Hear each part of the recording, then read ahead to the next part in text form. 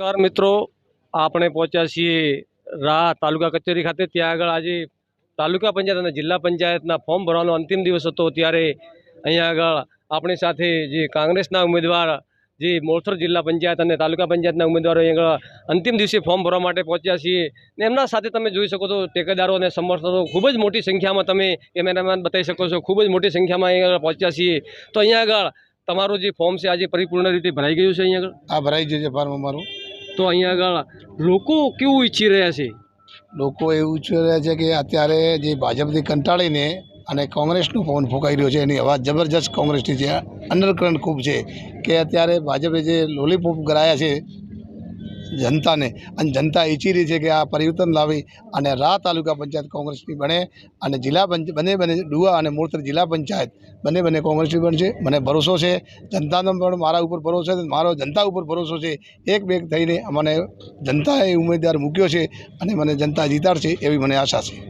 તો અહીંયા આગળ તમે પણ કોંગ્રેસની અંદર સદસ્ય છો અને રા તાલુકાના પ્રમુખ છો, તો તમે અહીંયા આગળ શું કહેવા માગશો ગામ લોકોને ને બધા લોકોને સંદેશો શું આપશો?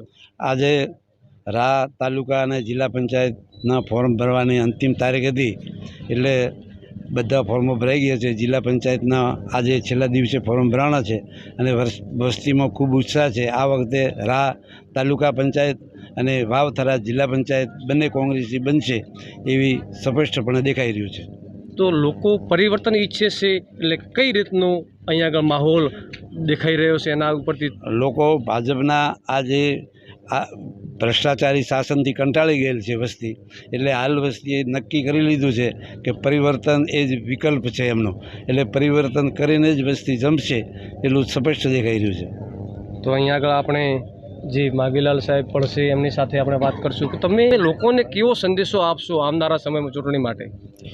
લોકોને સ્પષ્ટપણે હું કહેવા માગું છું કે આપણે આ વખતે જે પરિવર્તનનો છે વિકલ્પ પસંદ કરવો પડે, કારણ કે ભાજપ ભ્રષ્ટાચાર થઈ ગયો છે, એમાં ગેરવહીવટ થઈ ગયો છે, એમાં મારું તમારું થઈ ગયું છે, અને બાપ ના લડે ને બેટા ના આપે આવી પ્રક્રિયા એમને થઈ છે। એટલે સગાવાદ અહીંયા વકરી ગયો છે, અને જે કહેવાય કે પંચાયતમાં દાખલો લેવા જવું હોય તો પણ પૈસા આપવા પડે, પંચાયતમાં તમારે મકાન પાસ કરવું હોય તો પણ મોટી મસ્ત રકમ 50,000 જેવી રકમ આપીને પાસ કરાવવું પડે।